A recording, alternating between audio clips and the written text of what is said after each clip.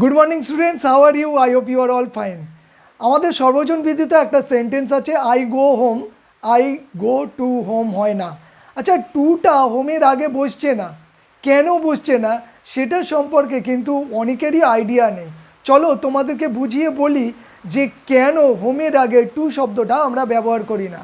তার জন্য আমাদেরকে দুটো সেন্টেন্স আগে বুঝতে হবে, তারপরে বিষয়টাকে বুঝে উঠতে পারবে। চলো বোর্ডের দিকে তাকাও। দেখো, আমি লিখেছি আই গো টু হোম। এখানে এই হোমটার যা আগে টু আছে, তার মানে এই সেন্টেন্সটা ভুল, তোমরা সবাই জানো। আর আই গো হোম এটা তোমরা সবাই জানো এটা ঠিক সেন্টেন্স।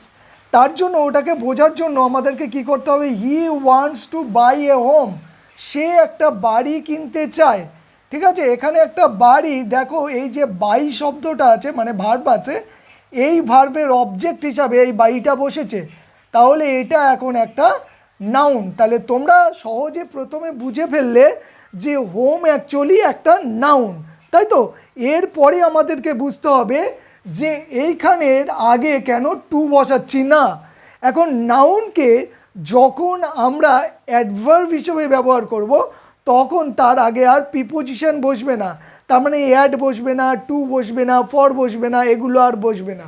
সেই রকম দেখো, এটা হচ্ছে আই গো হোম, আমি বাড়ি যাই, বাড়িটা হচ্ছে অ্যাডভার্ব অফ অফ প্লেস।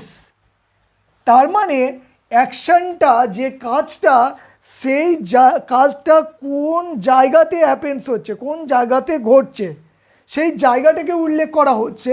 তাই জন্য এটা একটা অ্যাডভার্বের উদাহরণ হয়ে গেল। তার মানে নাউনটা এখন অ্যাডভার্ব হিসেবে ব্যবহৃত হয়েছে।